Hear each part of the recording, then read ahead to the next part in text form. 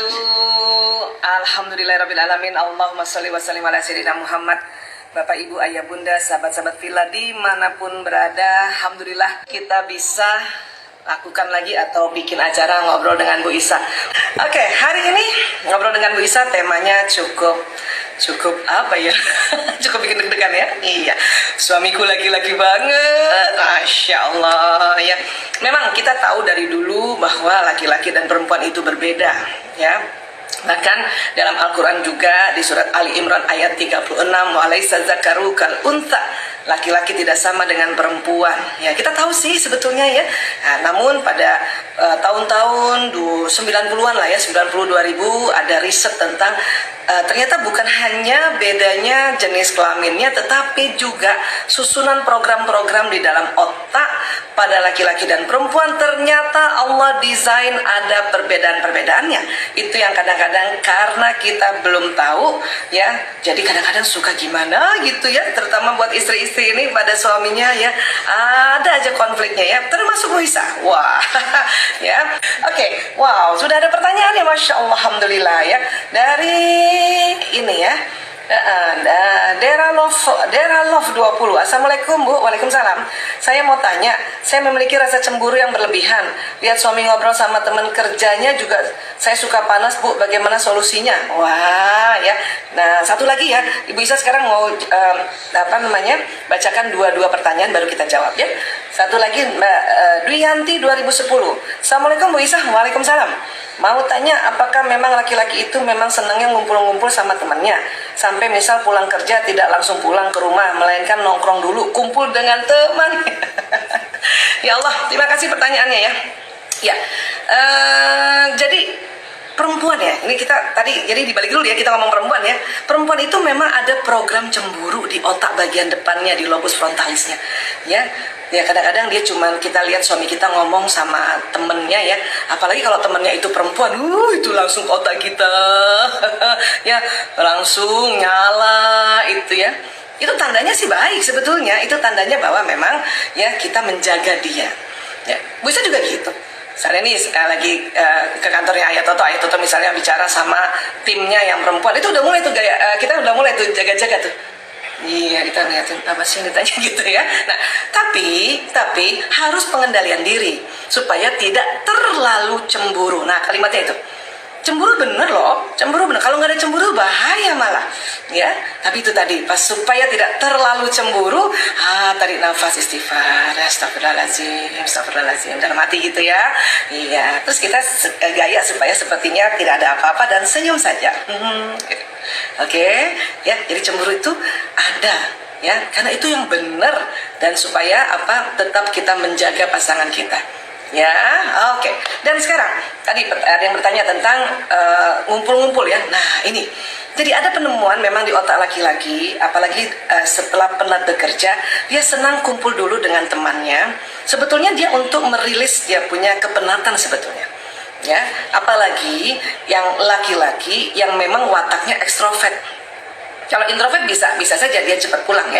Tapi yang ekstrovert dia akan kumpul, di mana pada saat kumpul itu bersama teman-teman laki-lakinya ini kadang-kadang juga nggak banyak cerita, cuman diem aja, tiba-tiba ya mereka tiba-tiba ada ide untuk melakukan pekerjaan-pekerjaan baru atau ide-ide kreatif untuk membuat sebuah ya karya-karya baru.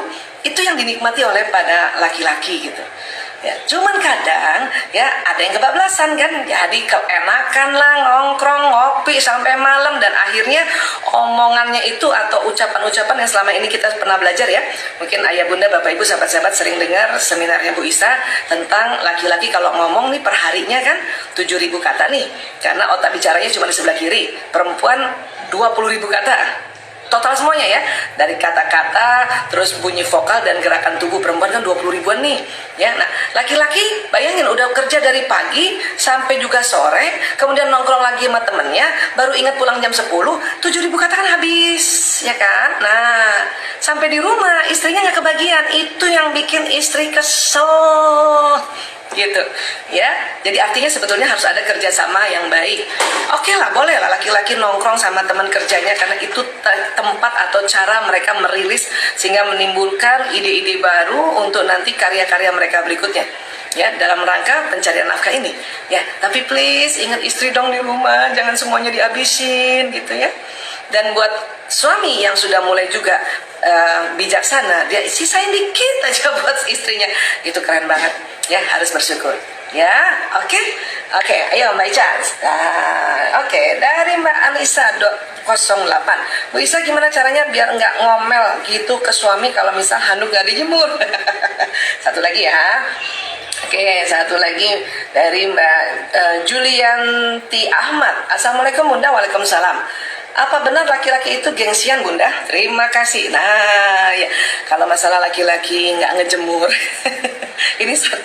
ini udah masuk ranahnya watak ya. Biasanya laki-laki yang watak ekstrovert ini, karena ekstrovert itu ciri khasnya mau buru-buru ya, mau buru-buru, maka kalau habis pakai handuk ya dia taruh aja sembarangan, nggak dijemur. Dan ingat, dalam konsep watak suami istri ini kan berseberangan wataknya ya. Nah biasanya istrinya yang wataknya introvert, atau wataknya yang salah satu istilahnya atau jenis watak introvert ini kan pemikir yang hasratnya sempurna, ya kan. Nah itu langsung sakit kepala kan, sakit kepala, dan jadi ngomel-ngomel ya. Sebenarnya gini, boleh nggak usah ngomel ya. Kenapa? Karena memang itu bawaannya dia ya.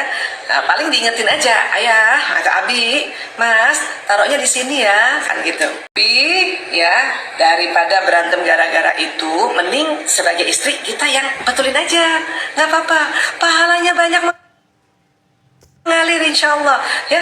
Misalnya, ya Allah suamiku taruh handuk di sini, ini kan lembab, ya Allah ya, ya sudah, Bismillahirrahmanirrahim, istrinya lah yang menjemurkan, itu pahalanya mengalir insya Allah. Oke. Tadi pertanyaan kedua apa ya? Jadi lupa Bu Isa. bentar. Oh, laki-laki itu gengsian. Oh, gengsian. Aduh, ya gini. Itu istilah ya gengsian ya. Tapi yang ditemukan di otak laki-laki itu gini, ada otak laki-laki yang memang ukurannya di dalam otaknya ya, ukurannya lebih besar dari perempuan, yaitu hipotalamus ya. Hipotalamus ini pada laki-laki di tengah sini persis ya, di dalam kalau di bor itu ada segitiga namanya hipotalamus. Laki-laki ukurannya lebih besar, 2,5 kali lebih besar dari ukuran hipotalamus perempuan. Nah, salah satu fungsi hipotalamus adalah laki-laki menjaga perempuan, laki-laki melindungi perempuan. Sebagaimana Allah berfirman di An-Nisa ayat 34 kan, Bismillahirrahmanirrahim, ar-rijalu qawwamuna 'alan nisa ya. Jadi laki-laki ya, atau dalam maknanya ini suami, dia melindungi perempuan, atau laki-laki ini ya, suami ini sebagai pemimpinnya perempuan. Kenapa? Karena lanjutan ayat itu dikatakan bahwa ya ada sebagian pada laki-laki itu yang dilebihkan dari bagian pada perempuan ya. Nah, terakhir baru ditemukan bahwa hipotalamusnya laki-laki 2,5 kali lebih lebar dari perempuan. Nah, jadi karena laki-laki adalah bawah sadarnya merasa untuk melindungi istrinya, dan laki-laki merasa bahwa saya harus lebih tahu dari istri saya harusnya lebihlah dari istri saya gitu, baik tahu tentang informasi, tahu tentang sesuatu dan sebagainya ya. Nah ini pada laki-laki bawah sadarnya merasa seperti itu.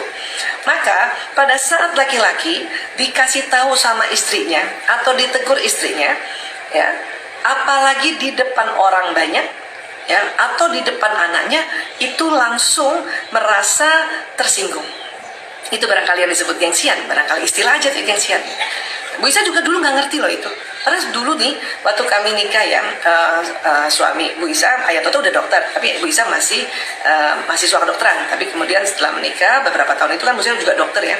Jadi kami dua-duanya dokter, tapi belum dapat riset tentang bahwa hipotalamus laki-laki 2,5 kali lebih lebar dari perempuan, belum dapat tuh. Ya, jadi waktu itu selalu aja deh, kalau misalnya habis baca buku atau dengar nasihat dari siapa terus ngomong, Bu Isa ngomong sama ayah Toto, ya harusnya ayah begini nih, ayah. Itu membuat laki-laki tersinggung, apalagi kalau kita menegurnya depan orang. Dan Bu Isa baru tahu tahun 2006. Sama kali ya. Nah, justru karena udah tahu itulah makanya Bu Isa ya belajar untuk mengendalikan diri, untuk tidak menegur suami atau memberikan informasi yang kayaknya meremehkan di depan orang. ya. Jadi Bu Isa sudah belajar sejak 2006 kalau mau ngasih tahu suaminya hanya berdua saja di kamar, ya. Dan itu insya Allah nggak gengsian, insya Allah dia dengar. Malah selalu gimana, terus gimana, ya. Jadi kayak ada seperti apa ya istilahnya, orang yang pengen tahu juga gitu, pengen cerita gitu ya. Nah itu kalau sedang berdua kayak gitu.